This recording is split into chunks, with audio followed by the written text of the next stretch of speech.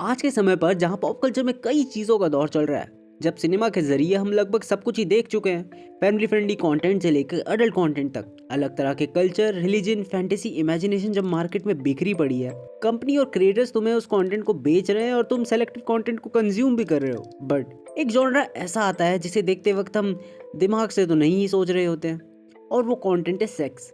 मैं अपनी ही बात करूँ तो आज से 1 महीने पहले मैंने एक वीडियो बनाई थी कि मूवीज और सीरीज में सेक्स सीन्स की जरूरत क्या होती है, and this video got almost 3K views और मेरे 100 सब्सक्राइबर्स भी नहीं थे उस टाइम पे। एंड ये बात क्लियर है कि सेक्स ज्यादा क्वांटिटी और ज्यादा इजीली बिकता है, पर अगर बात सिर्फ फिजिकल इंटीमेसी की हो रही होती तो ये कभी सीरियस टॉपिक होता ही नहीं। पर इंसानों की तो आदत है ना चीज़ों को एक्सट्रीम पुश करने की। हाल ही में मुझे एक फिल्म के बारे में पता चला, अ सर्बियन फिल्म।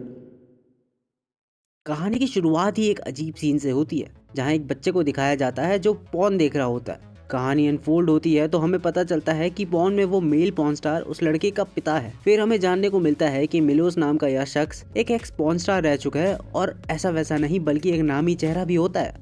ये फेमस होता है अपने one take long sex scenes की वजह से, पर वो फैमिली मैन बनने के लिए अपने अतीत को पीछे छोड़ना चाहता है क्योंकि अपनी फैमिली से प्यार जो करता था वो। पर प्यार से घर तो नहीं चलता ना, पैसों की कमी दिन ब दिन बढ़ती जाती है। फिर उसे एक ऑफर आता है वुकमीर नाम के एक शख्स से, जो उसे बिग अमाउंट का झांसा देकर एक बार फिर से इंडस्ट्री में आने को कहता है। और उस ऑफर में अमाउंट इतना बड़ा था कि जिसे मिलोस मना नहीं कर पाता, क्योंकि end of the day money matters. बुकमीर बताता है कि उसे कोई नॉर्मल पॉर्न नहीं बल्कि एक पीस ऑफ आर्ट चाहिए। मिलोस इस बात को समझ तो नहीं पाता, बट पैसों के लिए वो हाँ कर ही देता है। मिलोस को शक तो होता है और वो पता करने के लिए अपने भाई को पता करने को कहता है, पर जब उसका भाई भी इन्वेस्टिगेट करता है तो उसे भी वुकमीर के बारे में कुछ सस्पिशियस नहीं मिलता। मिलोस अपनी रिकॉर्डिंग के लिए पहुंचता है, तब जाकर मिलोस को पता चलता है कि वुकमीर इज इनटू सम गोरी शिट। वह अपनी फिल्म को ब्लडी रखना चाहता है, यहाँ तक कि वो उनमें एक माइनर को भी इंक्लूड करना चाहता है। बट ऑब्वियसली मिलोस इन चीज़ों के लिए नहीं मानता।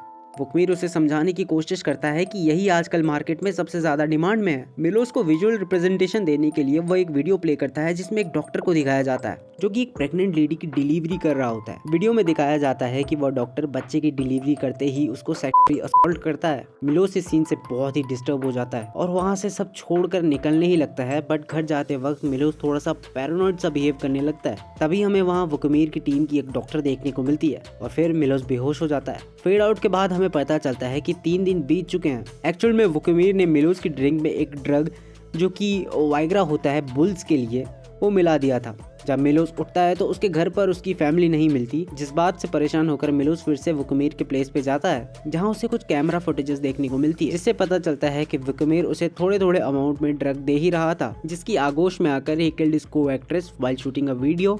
He got raped by a guard and was forced to get intimate with a minor, and when he refused to do it and tried to run, वो उसको फिर से पकड़ के लाते हैं एंड उसे फिर से एक ड्रग देकर एक औरत और एक बच्चे का रेप करवाया जाता है, और उसे एक आदमी और ज्वाइन करता है। And the moment he realize कि वो औरत उसकी पत्नी है और वो बच्चा भी उसी का होता है, और जो आदमी उसे बीच में ज्वाइन करता है वह भी उसी का भाई होता है। मिलोस को रियलाइजेशन हिट करता है और वो ओवर वायलेंट हो जाता है and kill them all. But after that things never get normal and at the end the family commit suicide. But फिर हमें दिखाया जाता है कि दिस थिंग नेवर एंड्स। इस मूवी के बाद मैं घंटों तक इसके बारे में सोच रहा था। थोड़ा मेंटली डिस्टर्ब तो था ही, बट एक रिलीफ भी था कि चलो एटलीस्ट ये सिर्फ एक मूवी है, एक फिक्शन है, ऐसा रियल में थोड़ी होता है। But curiosity kills the man. मुझे इंडस्ट्री के बारे में एक रियल टेक जानना था, तो इसके लिए मैंने देखी नेटफ्लिक्स की हॉट गर्ल वांटेड, और इसमें हमें कई लड़कियों यानी फीमेल पॉर्न स्टार्स के इंटरव्यू देखने को मिलते हैं। ज़्यादातर तो उसमें वो अपनी पर्सनल जर्नी ही शेयर कर रहे होते हैं कि क्यों उन्होंने ये इंडस्ट्री ज्वाइन करी, कैसे वो अपनी पर्सनल लाइफ में स्ट्रगल फेस करते हैं इस प्रोफेशन की वजह से, family disappointment, relationship issue, friends group के गॉसिप, और इसके अलावा भी रेलेवेंट रहने की चीज़, जहाँ हमें देखने को मिलता है कि हर लड़की जो इस इंडस्ट्री में एंटर करती है उसकी फेस वैल्यू या लाइफ स्पैन ही कह लो 3 से 4 महीने का ही होता है, या मैक्सिमम 6, और अगर आप बहुत ही लकी हैं तो फिर साल भर। और जिन पॉर्न स्टार्स को आप जानते हैं नाम से और फेमस भी हैं, वो एक्सेप्शनल केस होते हैं, क्योंकि जो एंटर करते हैं और जो उस टॉप टियर में पहुंच पाते हैं उनके डिजिट्स में काफ़ी फ़र्क होता है।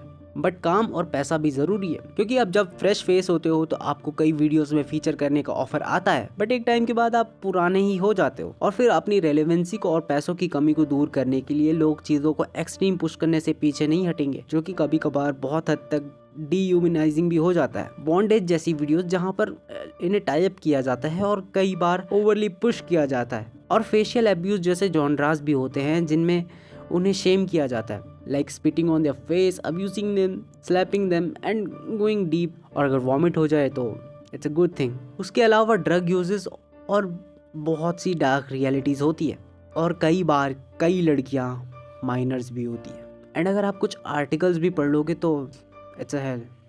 अब खैर, वीडियो पसंद आई तो लाइक कर देना, कमेंट कर देना, शेयर सब्सक्राइब ज़रूर कर देना। बहुत दिनों बाद वीडियो बनाई है, आई नो,